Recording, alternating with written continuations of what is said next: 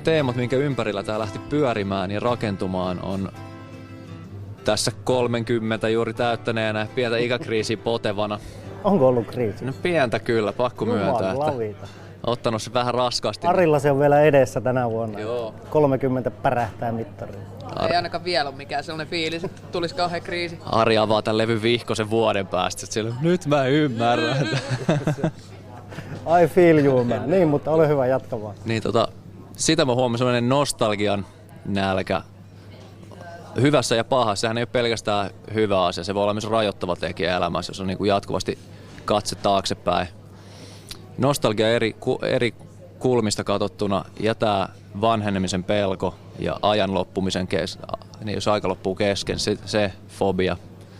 Ympärillä kuulee koko ajan tätä, että kaiken pystyy aina kääntämään parempaa tai kyllä tää tästä tai niin on olemassa kuitenkin tilanteita ja ihmiset tekee sellaisia virheitä, mitä sä et käännä noin vaan takaisin. Et on pisteitä, mistä ei ole paluuta ja se voi olla aika helvetin pelottavaa. Että miltä tuntuisi tajuta tehneen sellaisen virheen, mistä ei ole minkään sortin takas tulemista ja miten sitä käsittelisi omassa päässä. Niin näistä lähti rakentamaan tätä hahmoa tähän storyin.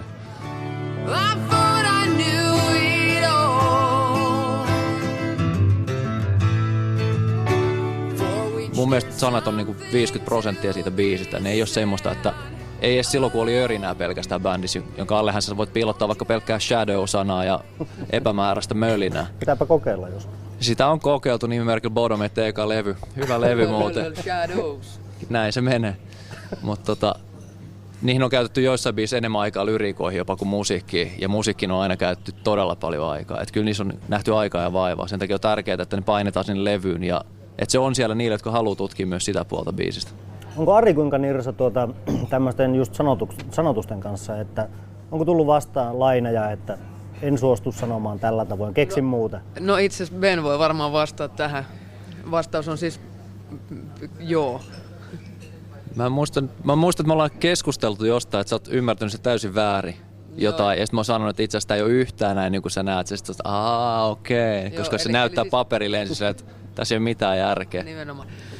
Ja kyllä kirjoittajassa, niin kyllä mä otan se koko ajan huomioon, että Ari ne laulaa. Että se ei ole ihan semmoista... Oh yeah baby, my dick is small. Niin, no se olisi niinku esimerkiksi semmoinen, joka sopisi Arille erittäin hyvin. Mutta pitää olla kuitenkin puolittain fiktiivistä. Pitää olla osittain ja sitten mä haluan vähän sitä omaakin se story, niin toi lause menisi täysin siihen, mutta anyway. Kyllä, kyllä. Oh, guide me to a better day.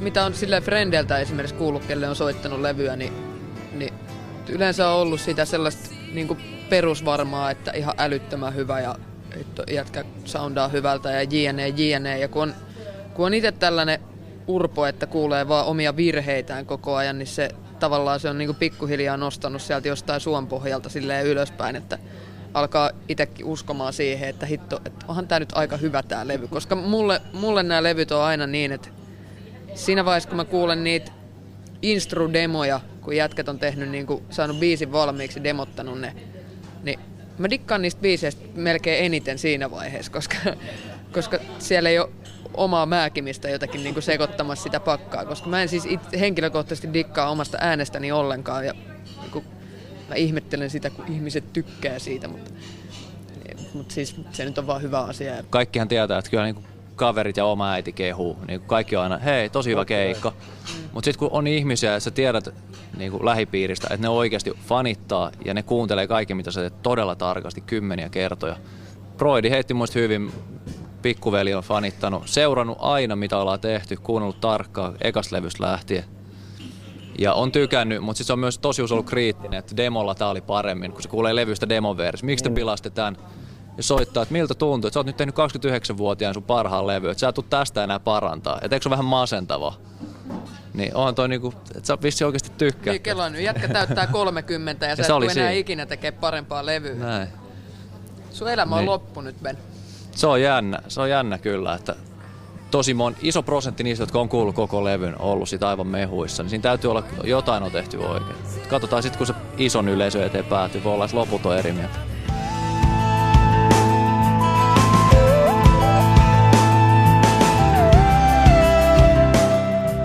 Onko jossain ollut erityisen lämmin vastaanotto Amoralille? Erityisen lämmin. No Bulgariassa Sofiassa, niin se oli jotenkin käsittämätöntä, kun on ekaa kertaa ikinä KO-paikassa ainakin itse. Ja mä muistan vielä sen systeemi, että siis me jätkät nukku takana ja me kuskin kanssa sinne suunnistettiin niin kuin jollain kartalla, mikä ostettiin jostain huoltoasemalta ja löydettiin niin kuin sattumalta paikan päälle. Ja sitten siinä, niin kuin, se oli vähän omituinen se keikkapaikkakin ja niin kuin vessat oli mitä sattuu ja väkkäriltä näkyi suoraan joku toi ydinvoimala, piiput siinä ja kalterit ikkunoissa ja näin poispäin. Mulla on aivan kauhea olo ennen keikkaa, sille että meinaan laattaa ja sitten kävelee lavalle, niin siellä on loppuun myyty tupa huutaa mun nimeä kaikkien nimiin. Se oli jotakin ihan niinku, siis mä en ymmärtänyt sitä tilannetta. Se oli ihan rehellisesti hetken, että ne luuli, että pääbändi Amorphis oli tulossa jo lavalle, vaikka siinä oli 2 bändiä ennen niitä. Niillä oli mennyt Amoral ja Amorphis sekaisin, mutta kyllä se vissiin ymmärsi, mistä on kyse. Se oli todella hämmentävä. Radio City.